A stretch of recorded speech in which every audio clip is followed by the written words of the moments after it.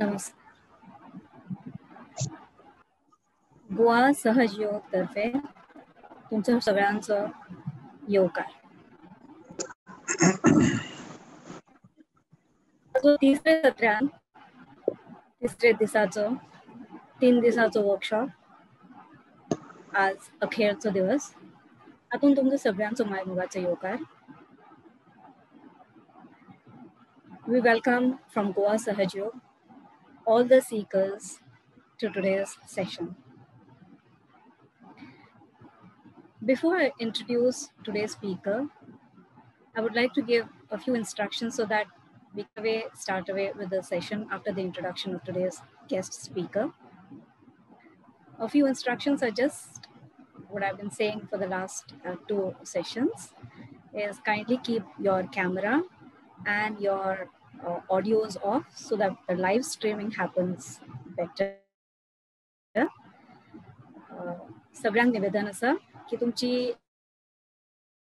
Of दवरचो जो पर्यंत ही session सोंपसर. Any questions that you have, put in the chat box. तुमचे खंयचे प्रश्न आसा ते chat boxान घालात. We will try to answer them. कसली तकनिकी तुमका समस्या असली ती पण chat boxान घाला. आमचे टेक्निकल टीम तुमका हेल्प करपाक प्रयत्न करतले.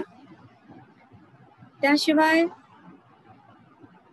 कोणाकूय इच्छा आसा व ध्यानाचो कार्यक्रम पुढे करपाचो जर आम्ही चॅट बॉक्सान एक PDF फाईल लिंक धाडटले आणि तुम्ही ताच्या वयल्यान आमची जी इंट्रोडक्टरी सेशन आसा ती जॉइन करू शकता. Anyone interested in doing this Sahajyog program in future, we'll be dropping in a link of a PDF file onto the chat box. You may kindly join through that link and we will connect with you later. Those who are finding difficulty in joining through that link may please put in your mobile numbers in the chat box. आता आमचे आयचे session घेणारे खाशेले सोयरे Shri Dilip नार्गेकर. Hello.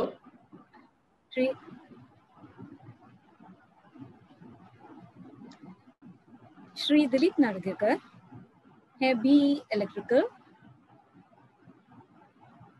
DBM professional experience तांचे 20 वर्षां ते senior manager आशिल्ले हिंदुस्तान कॉपर लिमिटेड आणि 14 वर्षां GM आशिल्ले फिनोलेक्स केबल्सान. He retired as the GM of Finolex Cables. तांची स्पिरिच्युअल प्रॅक्टिस सहयोगान जवळ 35 वर्सांची आसा. ते स्टेट कोऑर्डिनेटर सहयोगाचे Rajasthan, Bihar, Goa, member of the committee Navi Mumbai.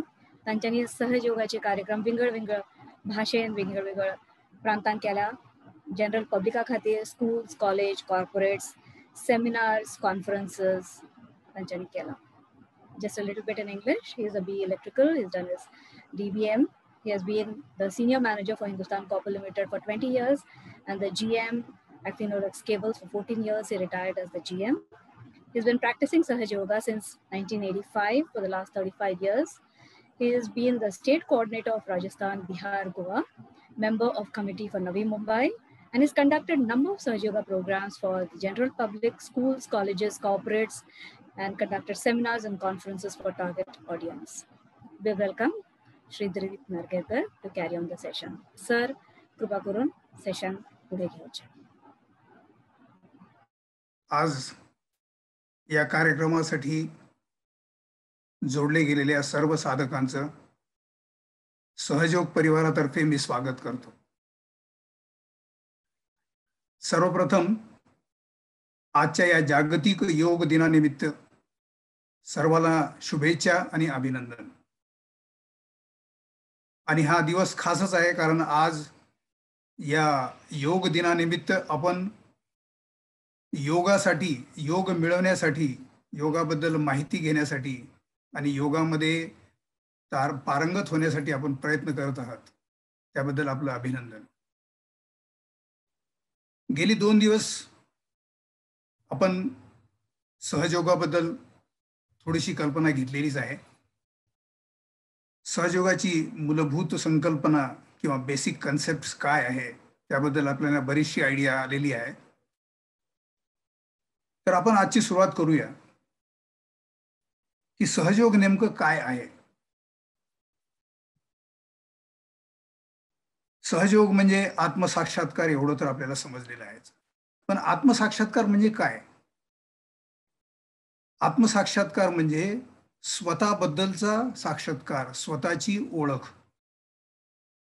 जसं आदी शंकराचार्यांनी सांगितलं होतं की कितीही ज्ञान घेतलं ना योगेन सांख्येन, त्यावेळेस मग शेवटी त्यांनी सांगितलं की तुम्ही फक्त स्वतःला ओळखण्याचा प्रयत्न करा. स्वतःलाच एक प्रश्न विचारा की को हम. किंवा कबीरदास म्हणतात की बुरा देखने चला, बुरा मिला न कोय, अपने अंदर देखा मुझसे.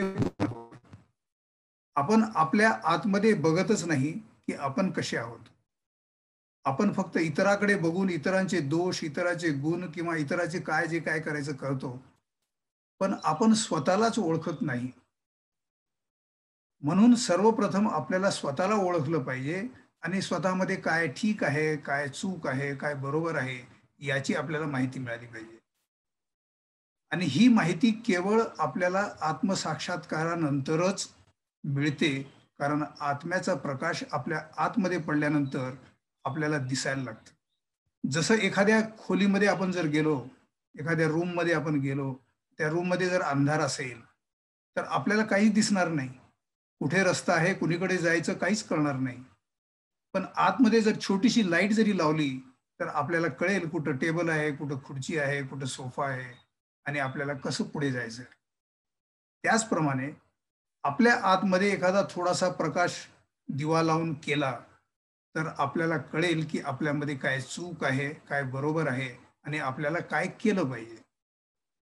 यालाच आत्मसाक्षात्कार म्हणतात. आता पूर्वी असं होतं की द्वैत आणि अद्वैत असे दोन प्रकार होते. काही लोक द्वैत मानत होते, काही लोक अद्वैत मानत होते. द्वैत म्हणजे परमेश्वर आणि मानव हे वेगळं वेगळं आहे. आणि अद्वैत म्हणजे काही लोकांचं म्हणणं असं होतं की परमेश्वर आणि मानव हे एकच आहेत. आणि ही संकल्पना पुढे पुढे दृढ होत गेली की मनुष्य हा परमेश्वराचाच भाग आहे. पण तो अजून त्या स्थितीला पोहोचलेला नाही.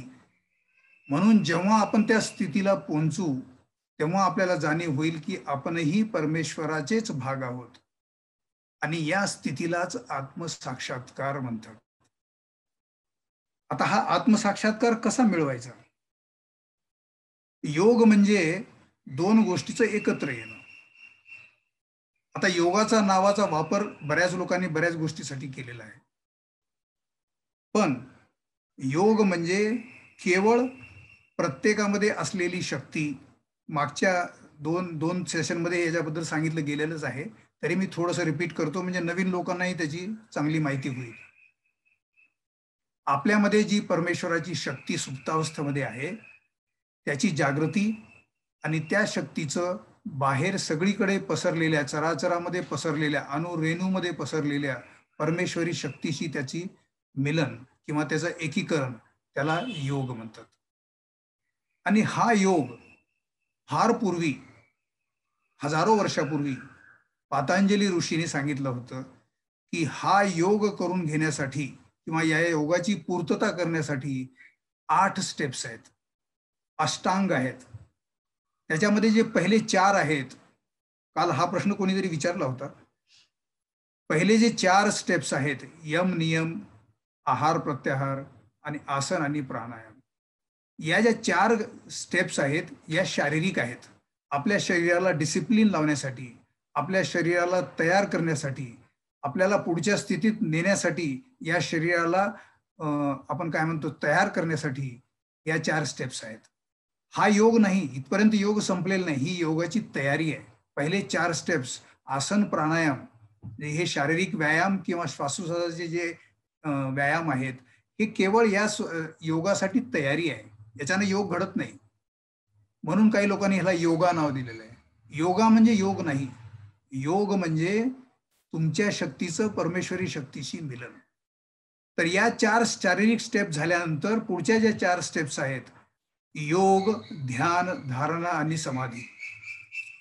केवळ योग झाल्यानंतरच ध्यान होऊ शकतं आणि केवळ ध्यानातूनच तुमची धारणा पक्की होत जाते आणि या धारणेत पक्के झाल्यानंतरच तुम्ही समाधी स्थिती देता. समाधी स्थिती म्हणजे काही इकडे तिकडे वेगळं काही नाही, फक्त समाधी स्थिती म्हणजे आपल्या जे सेन्सेस आहेत त्या सेन्सेसच्या वर जाऊन ते जरी सेन्स जरी झालं तरी त्याच्यावर रिॲक्शन करत नाही, अशा स्थितीला त्याला निर्विचार समाधी म्हणतात किंवा समाधी म्हणतात. तर ध्यान, धारणा, योग, ध्यान, धारणा आणि समाधी या 4ही गोष्टी ज्या आहेत या आंतरिक योगाच्या आहेत. म्हणून योग घटित झाल्यानंतरच या 3 स्टेप्स पुढच्या घडतात आणि परमपूज्य श्री मातांच्या कृपेमध्ये आम्हाला या 3ही स्टेप्स एकत्र बंडल मधून मिळालेले आहेत, एकत्रपणे होतात. योग झाल्या झाल्याच आम्ही समाधी स्थितीत जाऊ शकतो. तर ही झाली त्याची बॅकग्राऊंड.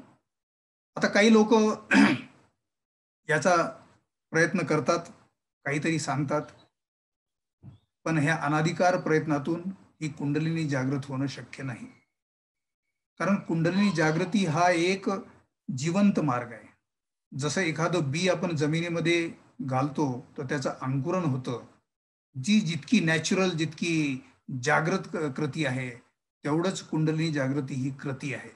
जसं आपण श्वासोश्वास घेतो तसंच कुंडलिनी जागृती सुद्धा एक जागृत क्रिया आहे.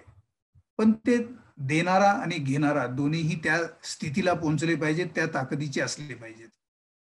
म्हणून कोणी इतरांनी प्रयत्न केला तर ते होणं अवघड आहे. आणि या कुंडलिनी जागृतीमुळेच आपला योग होऊ शकतो आणि त्या योगामुळेच आपण परमेश्वराला ओळखू शकतो. हा एकच मार्ग आहे.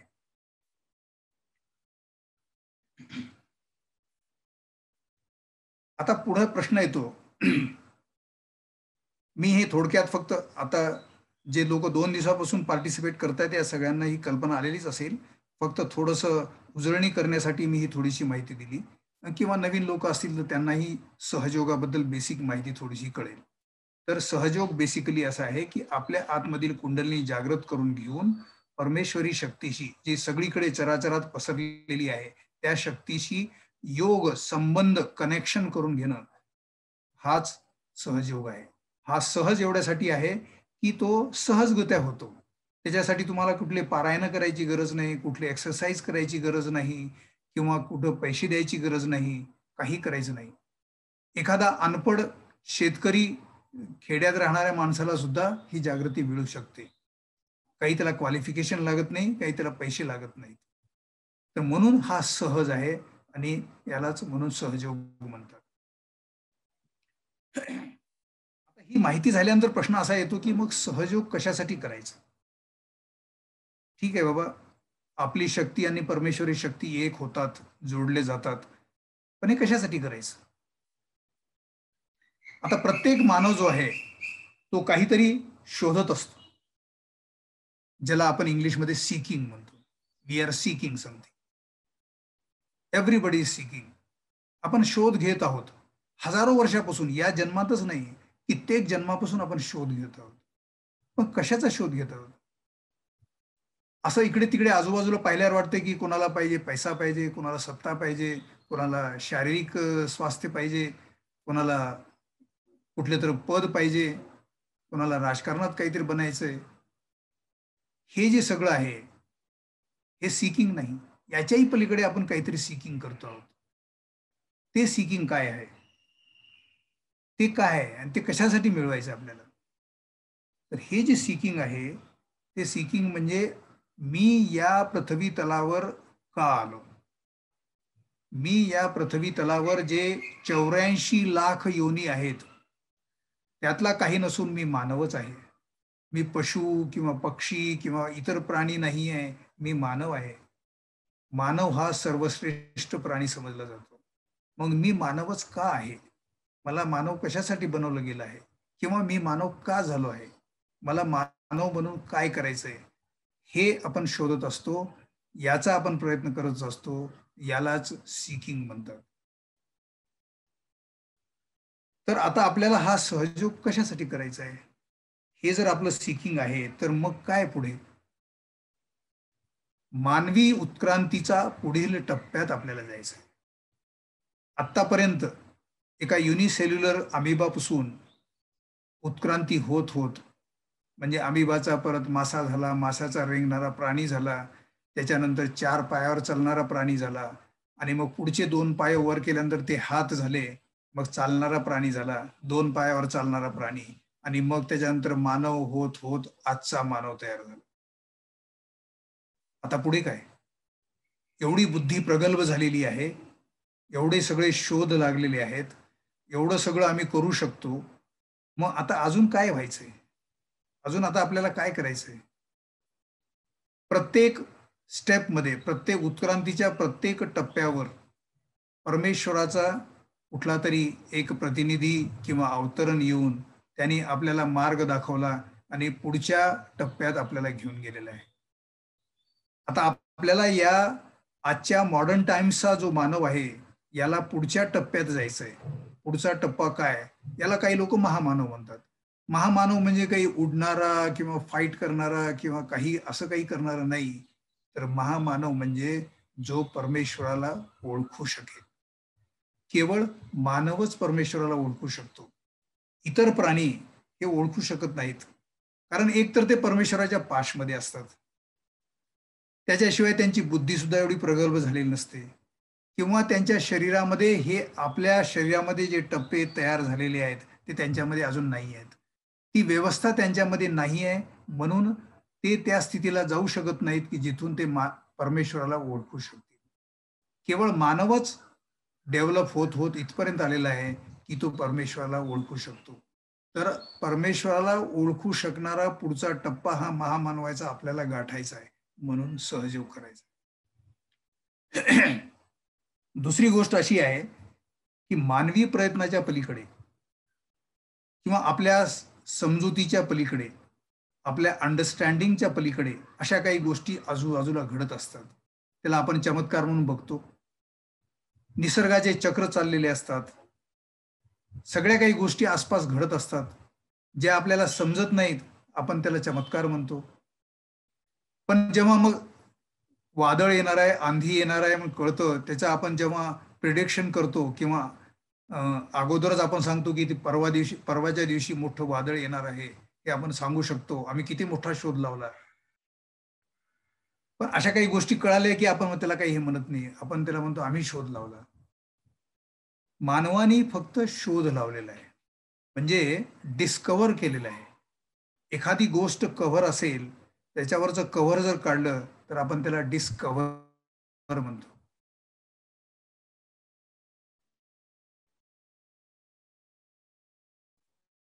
जे आपण डिस्कव्हर करत आहोत करतात, फक्त त्याचं कव्हर काढल्यामुळे ते आपल्याला आता समजायला लागले. तर विज्ञानाचे जे शोध लागलेले आहेत, विज्ञानामध्ये जी काही डिस्कव्हरी झालेली आहे, दॅट इज ऑलरेडी एक्झिस्टिंग. फक्त ती आज डिस्कव्हर झाल्यामुळं, मानवाला ती उघडी झाल्यामुळं आपल्याला वाटते की आपण फार मोठा पल्ला गाठला. पण ऍक्च्युअली असं आहे की जसं एखाद्या तुम्ही राजवाड्यात किंवा एखाद्या मोठ्या महालात गेलात, तर सुरुवातीला एका एंट्रन्स मधून आतमध्ये जाणार, मग इकडले इकडले रूम्स, तिकडल्या रूम्स, वेगवेगळ्या प्रकारच्या आतमधल्या सजावटी, वेगवेगळ्या प्रकारच्या कला, या सगळ्या बघत बघत जातो आपण आणि मग सगळं महाल पाहतो. परमेश्वराने सुद्धा हळूहळू मानवाच्या समोर हळूहळू हे महाल एक एक करून ओपन करत गेलेला आहे आणि आता हा महाल तयार झालेला आहे. तर या महालामध्ये मानवाला घेऊन जायचंय, या महालात परमेश्वराच्या मानवाला राहायचंय.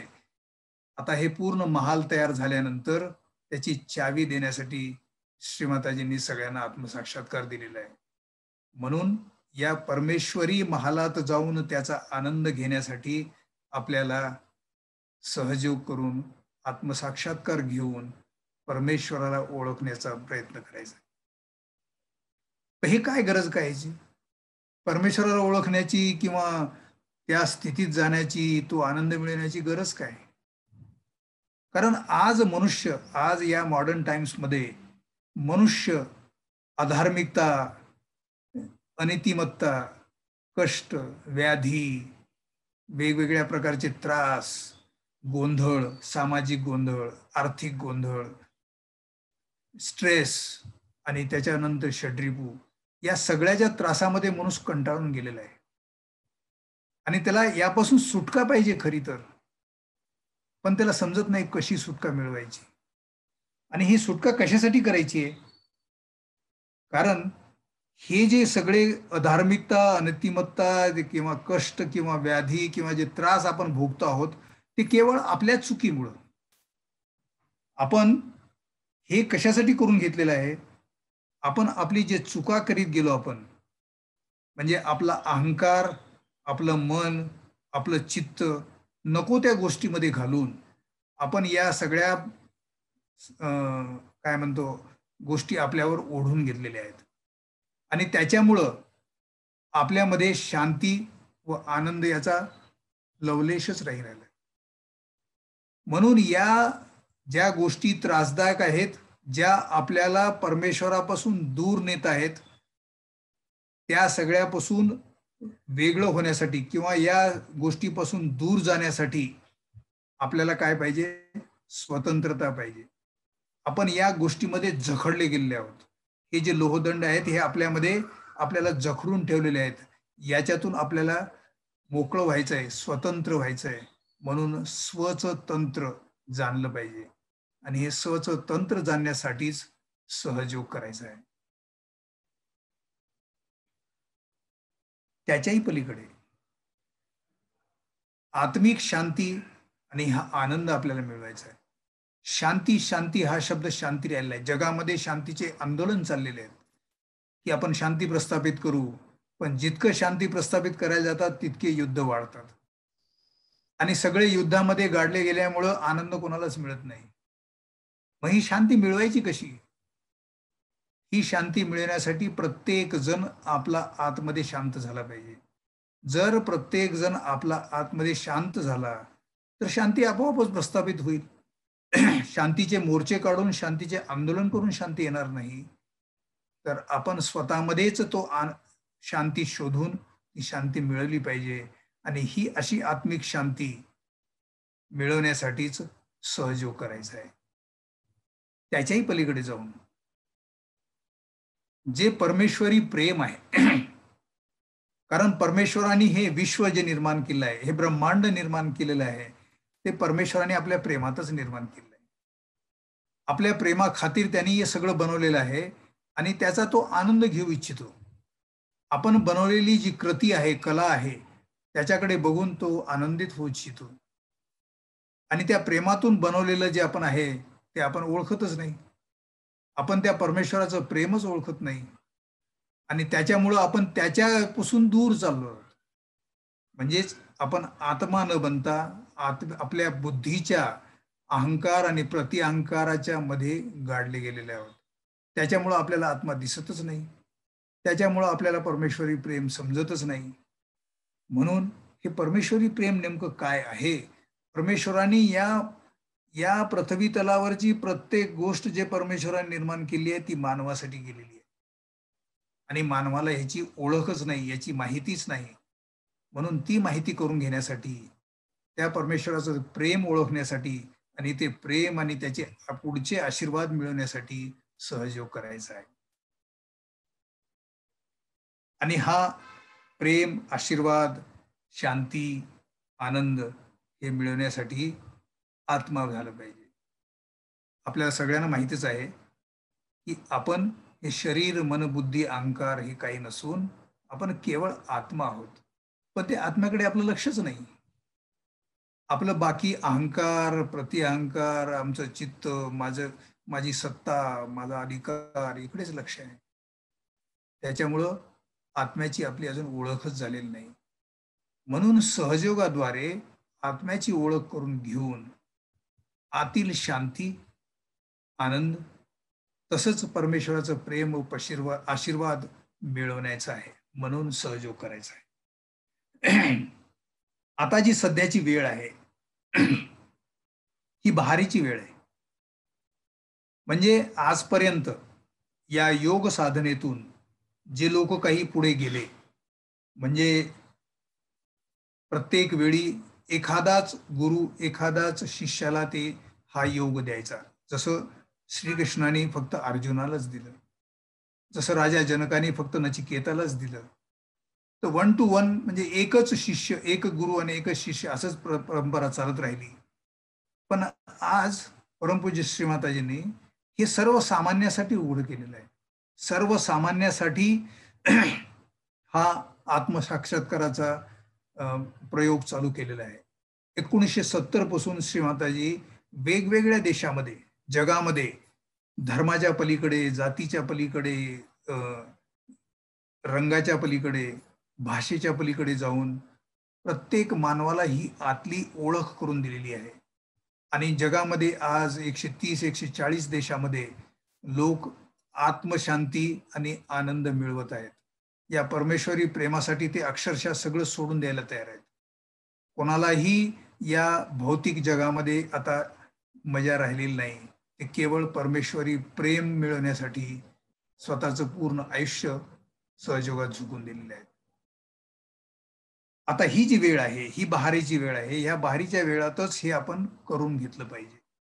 इतर कुठल्याही गोष्टीकडे लक्ष न देता, इतर कुठल्याही गोष्टीला महत्त्व न देता आपण हेच केलं पाहिजे. म्हणजेच आपल्याला पुढच्या टप्प्यात जाऊन या मानवी जीवनाची खरी ओळख आपल्याला करून घ्यायची आहे. याबद्दल श्रीमाताजींनी पुण्यामध्ये एका प्रवचनात याच्याबद्दल काय सांगितलं पहा. श्रीमाताजी म्हणतात, ही वेळेची हाक आहे. ही वेळ अशी आहे आणि या वेळेची हाक ही अशी आहे. सांगायचं म्हणजे असं की आज वेळेची ही हाक. आज तुम्ही सगळेच म्हणतायत की आता ही 2000 वर्ष संपली आणि संपत आहेत, त्याच्यानंतर सत्ययुग येणार आहे. त्यात जर टिकायचं असलं तर स्वतः सत्यात उभं राहिलं पाहिजे. ते फालतूचे जे आपले ढोंगपणाचे प्रकार आहेत ते काही चालणार नाही. दुसरे म्हणजे नसते अवास्तव बडबडणं आणि बोलणं, आणखीन काहीतरी दाखवायचं की आम्ही फार मोठे शिक्षणात विशेष आहोत, काही चालणार नाही. तुम्ही सत्यावर उभे आहात की नाही हे पाहिलं जाईल. आणि जर तुम्ही सत्यावर उभे असले तर तुम्हाला कुणी हात सुद्धा लावू शकतो. अहो, साप सुद्धा चावत नाही आमच्या सहयोगानं, काही होत नाही त्यांना. ते म्हणतात, माताजी तुमचं आम्हाला संरक्षण. कसलं संरक्षण?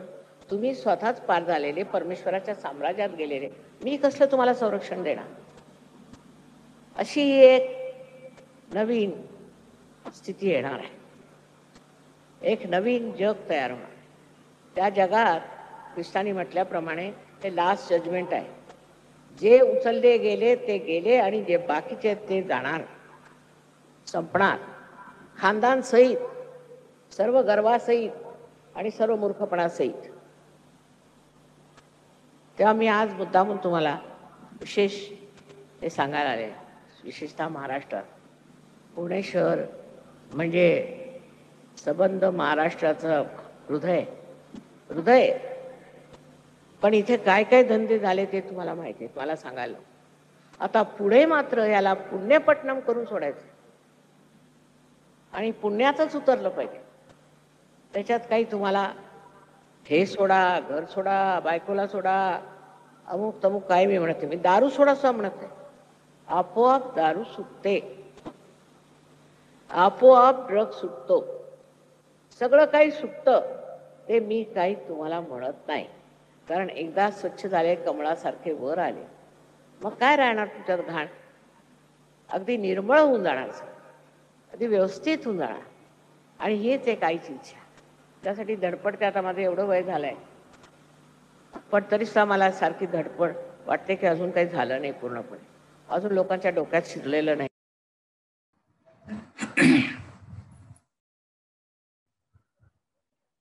तर आपण पाहिलं की मुख्य अंग जो सहयोग करण्यासाठी आहे तो शांती आणि आनंद मिळवण्यासाठी आहे.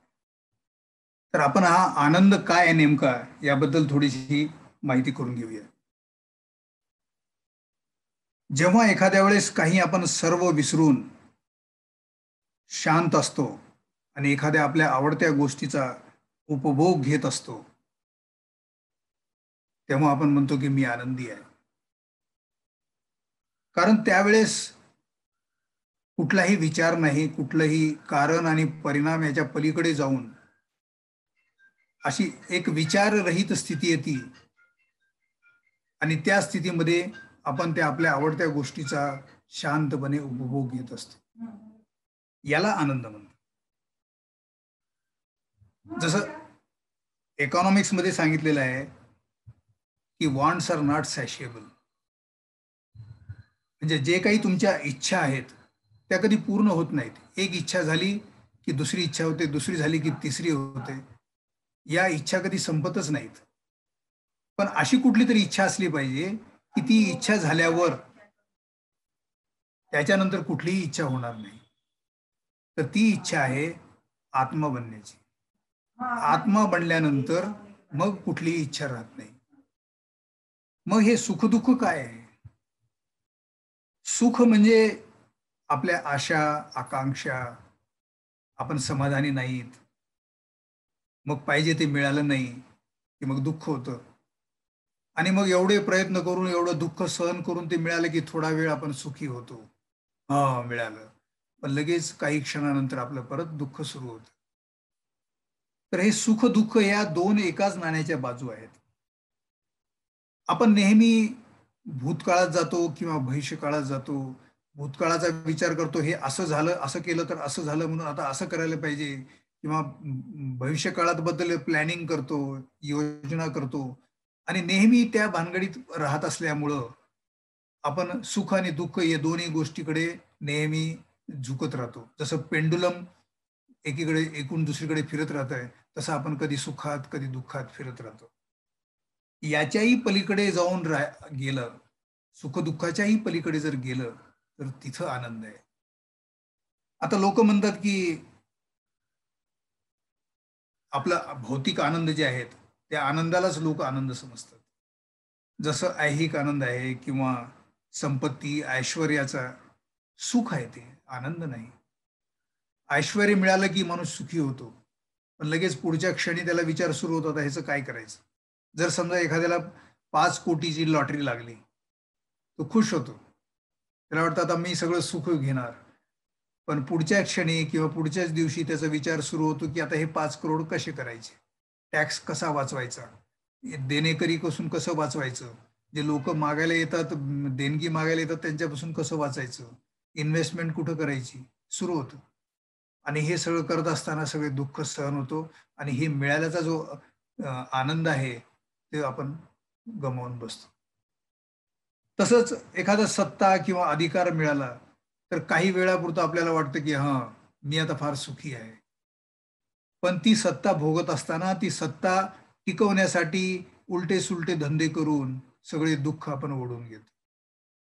तशाच प्रकारे श्रीमंती, श्रेष्ठता, सगळ्याच गोष्टी आहेत. जसे ऑलिम्पिक मेडल मिळाले की त्यांना वाटतं की आम्ही किती सुखी आहोत, पण नंतर ते स्टँडर्ड मेंटेन नाही करता आलं की मग सगळे दुःख दुःख दिसतात. तशाच प्रकारे लौकिकता मिळतात. काही लोक सामाजिक कार्य करून, काही लोक अशा प्रकारचे कार्य करून, काहीतरी संस्था उघडून, NGO वगैरे काढून लौकिकता मिळवण्याचा प्रयत्न करतात. आणि त्या लौकिकतेमधून मिळतं काय? काही काळासाठी सुख मिळेल, पण नंतर दुःखच आहे. तर या सगळ्या ज्या भौतिक इच्छा आहेत, भौतिक आपल्या ज्या काही आशा आहेत, त्याच्यामुळं आपल्यामध्ये जे मिळतं ते सुख आहे. काही काळापुरतं सुख आहे, ते आनंद नाही. आनंद हा केवळ आत्म्याच्या प्राप्तीनंतरच मिळतो. आनंद हा एकमेव असतो, त्याला दुसरी बाजू नसते. जेव्हा तुम्ही समाधानी आहात, जेव्हा तुम्ही संतुलनात आहात आणि तुम्ही वर्तमानात आहात, तेव्हाच आपल्याला आनंद येतो. आणि हा आनंद चैतन्याच्या जाणीवेत सगळ्यात जास्त मिळतो. आणि ह्या निर्विचारतेत चैतन्याची जी जाणीव होते, तो आनंद केवळ आनंद असतो. आणि हा आनंद कमी जास्त होत राहील, पण आनंद कधी संपत नाही. आणि ही सगळी स्थिती मिळवण्यासाठी आपल्याला आत्मसाक्षात्कार मिळवला पाहिजे. तुकाराम महाराज म्हणतात की समयाशी असावे सादर. समयाशी असावे सादर म्हणजे जो वेळ आहे, जे वर्तमान आहे, त्या वर्तमानासाठी तयार राहून त्या वर्तमानाला फेस केलं पाहिजे. भूतकाळात किंवा भविष्यकाळात रमल्यावर जे वर्तमानात जे आलेलं आहे त्याचा आपल्याला काहीच आनंद मिळणार नाही. म्हणून केवळ आनंद जो आहे तो आत्मसाक्षात्कारानंतर समाधान, संतुलन आणि निर्विचारतेतच मिळतो. आता ही निर्विचारता कशी मिळते? ही स्थिती फक्त आपल्याला ध्यानात असताना मिळते. आपला योग झाल्यानंतर जेव्हा आपल्यामध्ये संतुलन निर्माण होतं त्यावेळेस ही कुंडलिनी शक्ती आपल्या ब्रह्मरंध्रातून बाहेर पडते आणि मग परमेश्वरी प्रेम, परमेश्वरी आशीर्वाद आपल्या शरीरातून नसानसातून व्हायला लागतात. आणि त्यामुळेच आपल्यामध्ये जे काही कार्य घडतं त्याच्यातून आपल्याला सुखद अशी आतून आनंद येतो. आणि हा आनंद म्हणजेच केवळ आनंद आहे. आणि यालाच आत्मसाक्षात्काराचा आनंद म्हणतात किंवा याला निरानंद म्हणतात. काही लोक आत्मानंद म्हणतात, काही लोक ब्रह्मानंद म्हणतात. हाच केवळ निर्मल आनंद आहे. काही संतांनी याबद्दल लिहिलेलं आहे की आनंदाच्या डोही आनंदी तरंग. म्हणजे एखाद्या आनंदाच्या डोहामध्ये जसे जेवढे तरंग आहेत ते सुद्धा आनंदच आहेत. तशाच प्रकारे जेव्हा आपण निर्विचार स्थितीमध्ये कसलाही विचार न करता आपण जेव्हा संतुलनमध्ये ध्यानात जातो त्यावेळेस या आनंदाची आपल्याला ओळख होते, या आनंदाचा अनुभव आपल्याला येतो. म्हणून हा आनंद केवळ त्याच वेळेस प्राप्त होतो जेव्हा आत्मसाक्षात्कारात आपण स्थित होतो. म्हणूनच याला आत्मानंद म्हणतात. आता श्रीमाताजींनी या आत्म्याची ओळख काय सांगितली? म्हणून सत्य काय, हा मनुष्य खरा की खोटा कसं ओळखायचं, याला सुद्धा चैतन्याच्या लहरीने तुम्ही ओळखता. आणि थंड थंड अशा हातामध्ये गार अशा लहरी येतात आणि चारीकडे तुम्ही त्यांना जाणू शकता. ह्या ज्या आहेत ह्या सर्व परमेश्वराच्या प्रेमाच्या शक्तीच्या जाणीवीची ओळख आहे. परमेश्वर हा प्रेम असो आणि त्याने सगळीकडे ही ब्रह्मशक्ती जी आहे ही त्याचं प्रेम आहे. ही सगळीकडे ती वावरत असते आणि ती सर्वप्रथम कुंडलिनी जागृतीनंतर तुम्हाला त्याची जाणीव होते, नाहीतर होत नाही. त्याच्यानंतर जी दुसरी स्थिती सांगितली आहे की चित्त आहे, सच्चित आनंद. चित्त आहे म्हणजे तुमचं चित्त, जे चित्त आहे. आता समजा तुमचं चित्त ह्या गोष्टीवर गेलं की लगेच त्याच्यातनं विचार तुमच्याकडे येऊ लागतात, पण तुम्ही याच्यावर काही परिणाम करू शकत नाही. किंवा एखाद्या माणसाकडे तुमचं चित्त गेलं त्याच्यावर तुम्ही परिणाम करू शकत नाही. तर जेव्हा मनुष्य आत्मसाक्षात्कारी होतो तेव्हा त्याला चित्ताला धार येते, चित्त प्रकाशित होतं. समजा बसल्या बसल्या आम्ही जर कोणाचा विचार केला किंवा त्यांनी आमचा विचार केला तर आमच्या डोक्यात येईल की त्यांनी विचार केला आणि विचार आमच्या डोक्यात आल्याबरोबर त्याला त्याचं फळ मिळणार. आपलं नुसतं चित्त जरी तिकडे गेलं तरी तो मनुष्य त्याला फायदा होतो. आणि इतकं हे अद्भुत आहे, इतकं अद्भुत आहे की माणसाला विश्वास वाटत नाही की हे अद्भुत इतकं माताजी सांगतात हे कसं होऊ शकेल, असं कसं शक्य आहे, अद्भुत असं कसं मिळेल, पण आहे. आता जर कुणाला सांगितलं की आपण चंद्रावर गेलो तर लोक विश्वास ठेवणार नाही, कारण त्यांना असं चंद्रावर कसे गेले, जे जुने लोक आहेत ते विश्वास ठेवत नाहीत. पण ही गोष्ट खरी आहे. जसं तुम्ही सायन्समध्ये मिळवलं त्याच्यापेक्षा कितीतरी जास्त तुम्हाला सहयोगात मिळणार आहे. पण सहयोगाचं सायन्स, जे परमेश्वराचं सायन्स आहे, त्याचं तंत्र शिकून घेतलं पाहिजे आणि ते शिकायला काही वेळ लागत नाही. लहान लहान मुलांना सुद्धा कळतं. हे बुद्धीच्या पलीकडचं आहे. परमेश्वराचं सायन्स हे बुद्धीच्या पलीकडचं आहे, कारण बुद्धी ही सीमित आहे आणि असीमचं हे ज्ञान आहे. म्हणून त्या असीम दशेला उतरण्यासाठी माणसाला कुंडलिनीची गरज आहे. जेव्हा कुंडलिनीची जागृती होती तेव्हाच मनुष्य त्या दशेला पोहोचू शकतो. त्याबद्दल कोणतीही शंका कुशंका ठेवू नये. आणि तिसरी स्थिती आत्म्याची आनंद आहे. मनुष्य आनंदात उतरतो आणि आनंदाला सुख आणि दुःख नसतं. सुख आणि दुःख नसतं, फक्त आनंदाला आनंद, केवळ आनंद असतो. आनंदाला प्रत्येक वेळेला मनुष्य कोणत्याही गोष्टीकडे बघतो तर एक साक्षी स्वरूप होऊन बघतो. त्याच्यात त्याला कोणतीही खंत वाटत नाही, कारण तो निरपेक्ष असतो. कोणती गोष्ट एक नाटक चाललंय, हे नाटक आहे सगळं. नाटकाकडे बघताना आपल्याला काही खंत वाटत नाही, तसंच माणसाला काही वाटत नाही आणि तो आनंदात असतो. आणि हा आनंद त्यावेळेलाच मिळतो जेव्हा तुम्ही आत्मसाक्षात्कारी. हा थोडक्यात जे भौतिक आनंद आहेत किंवा भौतिक सुख आहेत त्याचा आणि आत्मानंद याचा संबंध दाखवण्याचा प्रयत्न करण्यात आलेला आहे. डाव्या बाजूला जो सेक्शन आहे ते एखाद्या सामान्य माणसाचा आहे आणि उजव्या बाजूचं सेक्शन जे आहे ते एका आत्मसाक्षात्कारी किंवा सहजयोगाचं आहे. तर साधारणतः सामान्य मनुष्याच्या जीवनामध्ये हे 3-4 प्रकारचे आनंद असतात. ते आनंद म्हणतात. ते खरं तर फक्त सुख आहेत. जसं नातेसंबंध आहेत. मराठीमध्ये एक गाणं आहे, ऋणानुबंधाच्या जिथून पडल्या गाठी, भेटीत तुष्टता मोठी. एकदा थोडं भेटलं की समाधान होतं आणि मग जवळजवळ एकत्र राहिलं काही दिवस की मग सुरू होतो त्रास, मग दुःख व्हायला लागतं. तशाच प्रकारे सत्ता आहे. सत्ता मिळाली की काही तास किंवा काही दिवस आनंद आनंद किंवा सुख मिळतं आणि नंतर मग त्या सत्तेचाही त्रास सुरू होतो, दुःख सुरू होतं. अशा प्रकारचे जे काही भौतिक आनंद आहेत ते भौतिक आनंद काही दिवस किंवा जास्तीत जास्त काही महिने राहतात. लौकिकता सुद्धा एखाद्या महिना राहू शकेल, त्याच्यानंतर त्याच्यात दुःख सुरू होतं. पण आत्मानंद जो आहे तो सतत वाढत राहतो. तो वाढतच चाललेला राहतो. कधी संपणार नाहीये. कमी होईल काही वेळेस, पण तो सतत आत्मानंद वाढतच राहतो. आता हा आत्मानंद वाढवण्यासाठी आणि सहयोगात स्थित होण्यासाठी, प्रगती करण्यासाठी हे जरुरी आहे की आत्मसाक्षात्कार मिळाल्यानंतर हा आत्मसाक्षात्कार टिकवून ठेवण्यासाठी रोज सकाळी 10 मिनिट, संध्याकाळी 10 मिनिट ध्यानधारणा केली पाहिजे. ध्यानधारणा काही फार अवघड अशी गोष्ट नाहीये. कुंडलिनी जागृत झाल्यानंतर आपण सहजगत्या या ध्यानामध्ये जाऊ शकतो.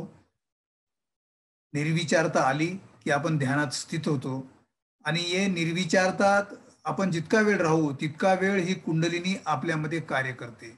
जे काही नको आहे, जे काही इम्प्युअर आहे, जे काही चुकीचं आहे किंवा जे काही निगेटिव्ह आहे ती कुंडलिनी हळूहळू बाहेर काढते. म्हणून सुरुवातीला आपल्याला आपल्या टाळूवर काही वेळा गरम जाणवतंय, काही वेळा थंड जाणवतंय. आतमध्ये कुंडलिनीचं कार्य चालू असताना त्यातून आतून जी गरमी निघाली ती आपल्या डोक्यातून म्हणजे सहस्रारातून किंवा ब्रह्मरंध्रातून निघते. त्यावेळेस आपल्याला कधी कधी गरम जाणीव होते. तर जोपर्यंत आपण ध्यानात आहोत तोपर्यंत ही कुंडलिनी आतमध्ये कार्य करते. म्हणून जास्तीत जास्त वेळ ध्यानात कसं राहता येईल याच्यासाठी प्रयत्न करायचा आहे. म्हणजेच आपलं जे कनेक्शन झालेलं आहे ते कनेक्शन तसंच ठेवण्यासाठी आणि जास्तीत जास्त मजबूत करण्यासाठी तिकडे लक्ष दिलं पाहिजे आणि यालाच ध्यान म्हणतात. ध्यान म्हणजे कुठंतरी टक लावून बघणं किंवा कशात तरी बघणं नाहीये. आपलं जे कनेक्शन परमेश्वरी शक्तीशी झालेलं आहे त्याच्याकडे लक्ष देऊन त्या स्थितीत राहण्याचा प्रयत्न करणं हे ध्यान आहे. आणि या ध्यानातच आतमध्ये कार्य होत असल्यामुळे आपली प्रगती होते. आपल्याला दिसतं की आपल्यामध्ये शारीरिक, मानसिक सगळ्या प्रकारचे बदल घडून आले असतील. काही लोकांच्या सवयी सुटतील, काही लोकांचे दुःख निवारण होईल, काही लोकांना संपत्तिक त्रास आहे तर संपत्ती मिळेल, काही लोकांना सामाजिक त्रास आहे तर सामाजिक त्याचा त्रास निघून जाईल. अशा प्रकारे हळूहळू आपल्यामध्ये बदल घडतो आणि हे परिवर्तन हा सहजयोगाचा मुख्य उद्देश आहे, ट्रान्सफॉर्मेशन. आणि हे ट्रान्सफॉर्मेशन केवळ आतूनच घडतं.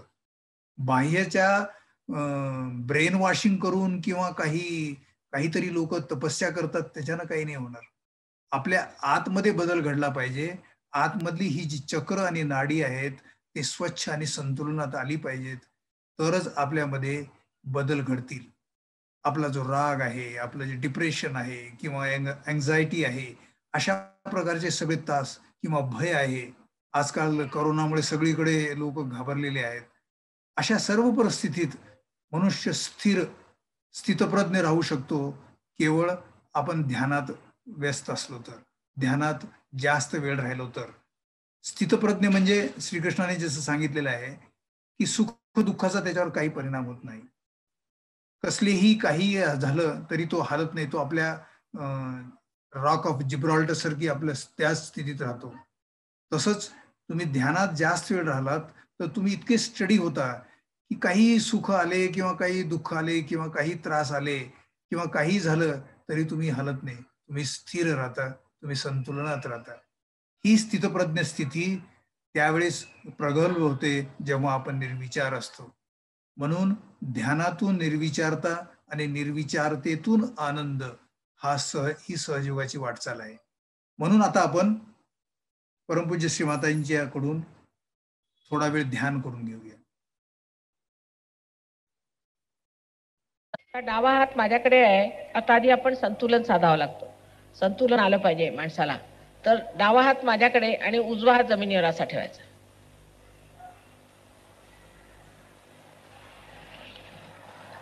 श्री गणेशाचं ध्यान करू, त्या पृथ्वीला नमस्कार करू मनातून, असा हात ठेवायचा. उजवा हात, डावा हात माझ्याकडे.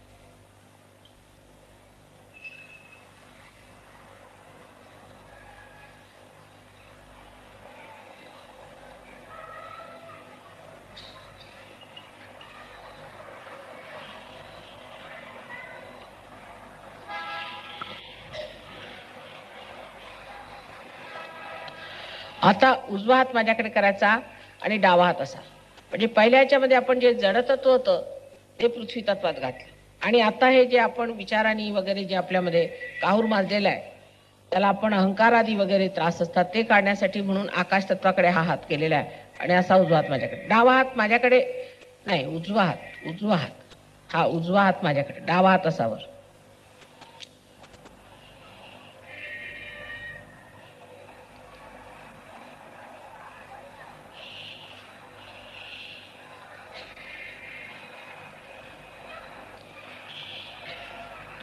आता परत डावा हात माझ्याकडे करायचा आणि उजवा हात डोक्यावर इथे टाळूच्या वर असा धरून बघा, काही गार येते का डोक्याचा, वरती धरायचं.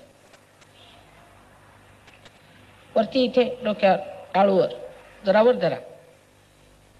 वाटतंय गार? काही काही लोकांना वाटेल, काही काही नाही. बरं, आता हा उजवा हात माझ्याकडे करा. परत डावा हात.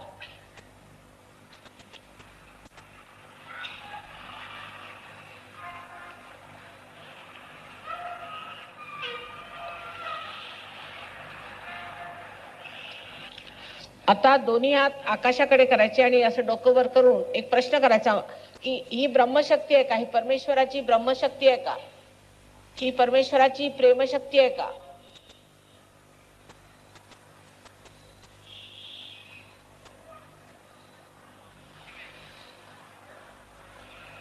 आता हात खाली करा.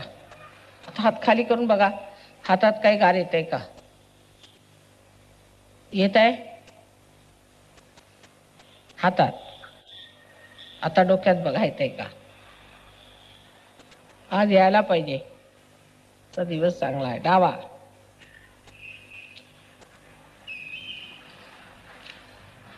लक्ष इथे टाळूकडे असलं पाहिजे. वाटतंय? आता हात करून बघा, गरम गरम येत आहे पुष्कळ लोकांची.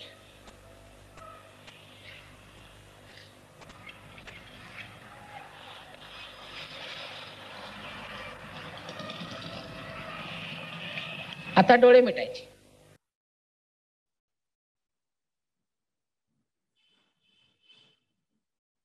आता सगळ्यांनी दोन्ही हात असं मांडीवर ठेवून डोळे बंद करून आपलं चित्त, आपलं लक्ष आपल्या टाळू भागावर घेण्याचा प्रयत्न करा आणि पहा आपल्या मनामध्ये काय विचार येत आहेत का.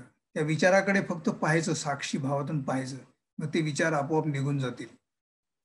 आणि मग विचार कमी झाले की आपल्याला ती ध्यानस्थिती जाणवेल आणि त्या ध्यानस्थितीमध्ये आपल्याला आनंद येईल.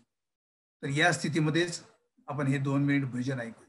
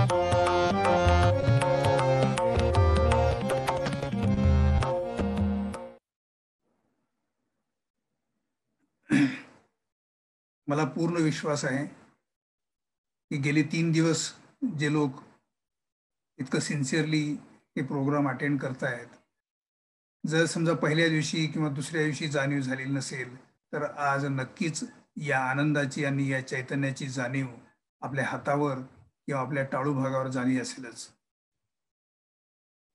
अशाच प्रकारे रोज ध्यानधारणेतून आपल्यामधील हा आनंद वृद्धिंगत करायचा आहे आणि आत्मसाक्षात्कारात स्थित व्हायचं आहे. म्हणजेच या जीवनाचा, जे मानवी जीवन आपल्याला मिळालेलं आहे, मोठ्या कष्टाने मिळालेलं आहे आणि त्यातल्या त्यात भारतात आणि महाराष्ट्रात जन्म झालेला आहे, तर हे फार पुण्यवान आहेत आणि अशी या पुण्याची पूर्ण म्हणजे एनकॅश करून घेण्यासाठी रोज ध्यानधारणा करून यामध्ये स्थित व्हावं, अशी आपल्या सर्वांना माझी प्रार्थना आहे. तर मी माझ्यातर्फे आणि सहयोग परिवारातर्फे आजच्या सर्व सीकर्सना, आजच्या सर्व पार्टिसिपंटना मी असं सांगू इच्छितो की हा जो अनमोल आपल्याला मिळालेला आहे आत्मिक आनंद, याला टिकवून ठेवण्यासाठी रोज थोडा वेळ सकाळ संध्याकाळ 10-10 मिनिट ध्यान करून आपण यामध्ये वाढ करून घ्यायचं आणि आपल्या जीवनाचं सोनं करून घ्यावं. आपण सर्वांनी हा प्रोग्राम इतक्या तन्मयतेने पार्टिसिपेट करून ऐकला, त्याबद्दल मी सर्वांचे धन्यवाद करतो. सर्वप्रथम मी परमपूज्य श्री माताजींना आभार प्रकट करतो आणि त्याचबरोबर ह्या आजच्या कार्यक्रमाचे जे संयोजक आहेत त्या सर्वांचे मी आभार करतो. धन्यवाद. Thank you Shri Dilip Narvekar for taking the speakers of today through a wonderful session. तुमचे खूप खूप आभार.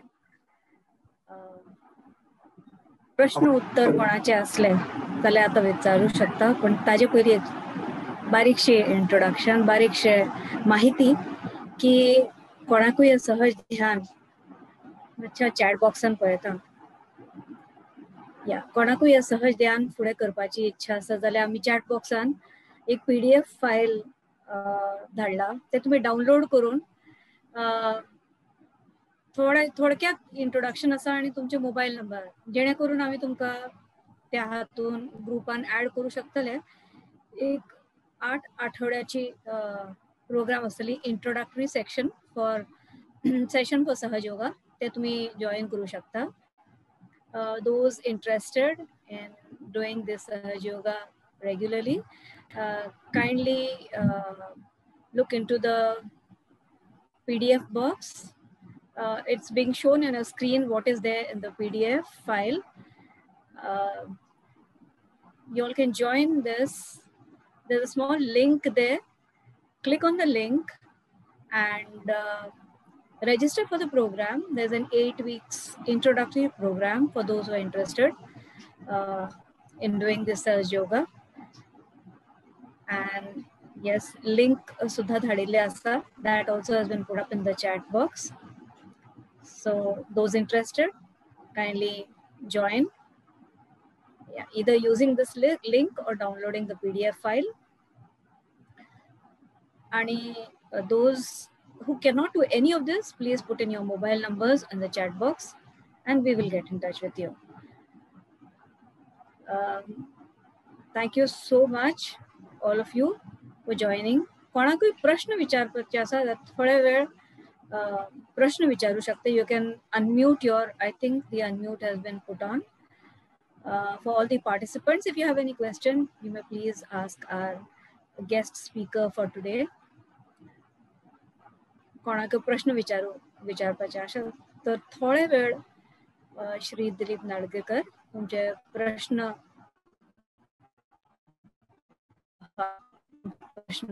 घेऊ शकता.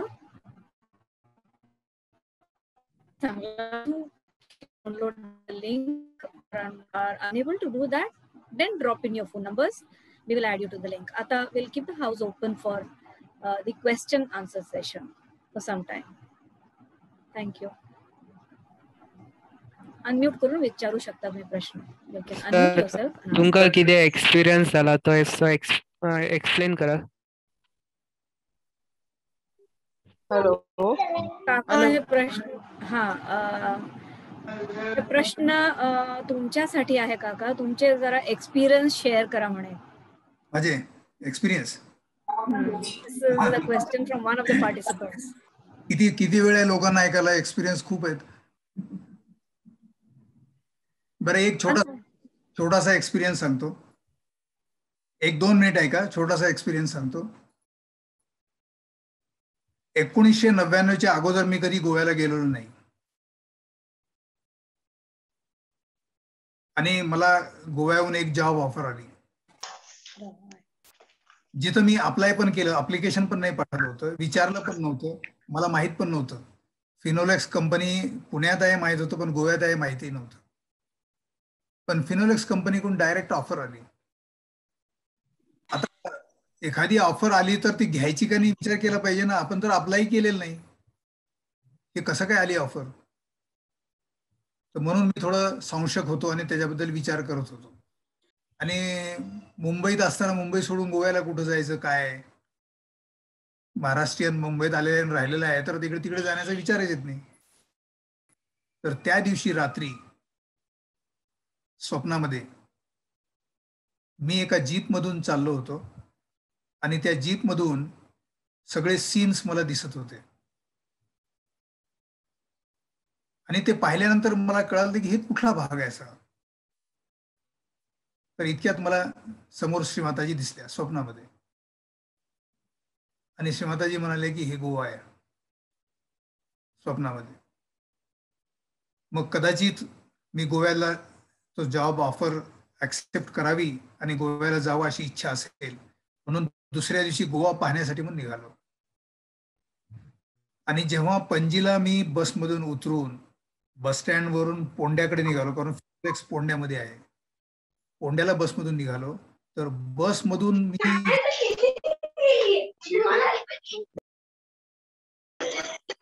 बाहेर जे मला काही दिसलं त्यावेळेस ते सगळं तेच होतं जे पहिल्या दिवशी मी स्वप्नात बघितलं. उदाहरणार्थ ते मारदोळ आणि तो पूल कुठला बानस्तरीचा पूल, त्याच्या बाजूचे खड्डे, समोरचा डोंगर, पुढे गेल्यानंतर ती फॅक्टरी, सगळं काही जे पहिल्या दिवशी मी स्वप्नात बघितलं तेच दिसलं मला. आणि त्याच्यावर म्हटलं की आता गोव्याला गेलंच पाहिजे. आणि गोव्यात आल्यानंतर म्हणजे लोक सहयोग विचारायला आले. आम्ही एवढं ॲडव्हर्टाईज करून लोकांना सांगून हे करायला येतो, पण लोक आम्हाला सहयोग विचारायला आले. हा सगळ्यात मोठा चमत्कार माझ्या जीवनात घडलेला आहे. लोक सहयोग सांगण्यासाठी खूप प्रयत्न करतात, ॲडव्हर्टाईज करतात, प्रोग्राम घेतात, पण जेव्हा मी गोव्यात पोहोचलो तेव्हा मला सहयोग विचारायला लोक आले. मला असं वाटतं की श्रीमाताजीने गोव्यात हे कार्य करण्याचे, गोव्यात जे साधक आहेत त्या लोकांना पूर्ण हे आत्मसाक्षात्कार देण्यासाठी मला पाठवून दिलं होतं आणि तिथून गोव्यामध्ये मग सहयोगाचं काम सुरू झालेलं आहे. हा एक फार मोठा एक्सपिरियन्स आहे, मी थोडक्यातच सांगितलं, खूप मोठा आहे.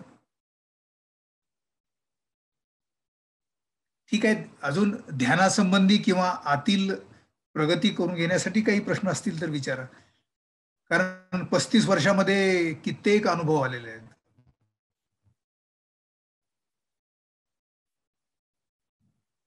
ठीक आहे. Any more questions? नाहीतर आपण हा सेशन मेडिटेशन करता असताना पोटान बीन दुखता जाल्यार तेका कितें म्हणून पळोवपाचें? प्रश्न कळलं का? हा कळलं हा का काका? हा कळलं. पोटात दुखण्याचे 2 कारण असतात. एक तर नाभी चक्र, तुम्ही पाहिलं असेल काल चक्राबद्दल डॉक्टर सांगत होते त्यावेळेस. एक तर नाभी चक्र आणि त्या नाभीच्या भोवती भवसागर आहे. तर एक तर प्रश्न असू शकतो नाभीचा. नाभी चक्र जेव्हा बिघडतं, केव्हा बिघडतं ते? जेव्हा आपण समाधानी नाही आहेत, जेव्हा आपल्याला पाहिजे ते मिळत नाही आणि मग आपण जेव्हा संशय होतो तेव्हा हे नाभी चक्र बिघडतं. किंवा पैशाच्या मागी लागतो, बाकी सगळ्या गोष्टी सोडून फक्त पैसा पैसा करतो, तर त्याच्यामुळे हे नाभीचक्र बिघडतं. मुख्यतः समाधान नसणे, शांतता नसणे, याच्यामुळे हे नाभीचक्र खराब होतं. आणि या नाभीच्या भोवती जे हिरव्या कलरचा व्हाईट दाखवलेला आहे, ज्याला भवसागर म्हणतात, हे भवसागर कदाचित कोणातरी चुकीच्या गुरुकडे जर गेलो आपण तर हे भवसागर खराब होतं. तर त्याच्यासाठी काय जास्त काही प्रॉब्लेम नाही आहे, छोटासाच प्रॉब्लेम आहे. ध्यान करताना किंवा ध्यानामध्ये असताना आपला उजवा हात पोटावर ठेवायचा, नाभीवर, बेंबीच्या ह्याच्यावर ठेवायचा आणि प्रार्थना करायची की मला समाधानी करा, मला शांत करा. हे 4-5 दिवस केल्यानंतर हळूहळू ते दुखणं कमी होईल. अपचनाचे किंवा पोटाचे त्रास जे होतात ते केवळ या 2 चक्राच्या बिघाडीमुळेच होतात. Okay, thank you sir.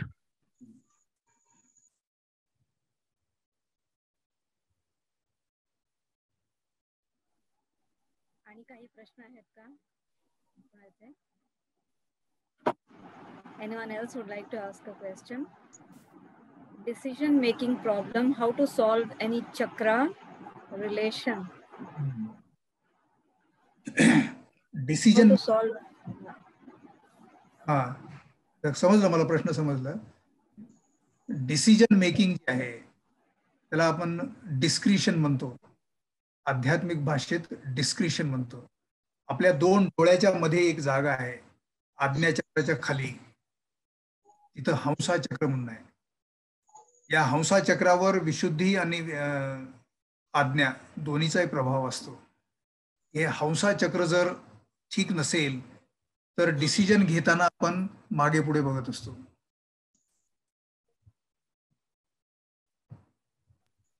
तर हे हंसा चक्र जर ठीक झालं तर आपली डिसिजन पॉवर चांगली होते.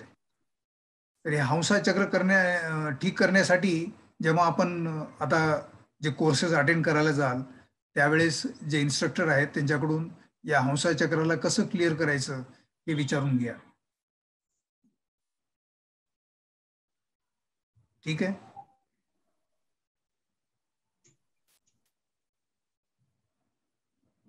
Is it clear? Right now, I think we will kindly ask your permission to end this session. Thank you so much, Sri Dilip Nargekar Kaka, for taking this beautiful session of Sahaj Yoga on World Yoga Day. We thank all the participants, all the sincere seekers who have joined this. And we hope all of you will continue with this journey of bliss and joy. Thank you so very much. Jai Shri.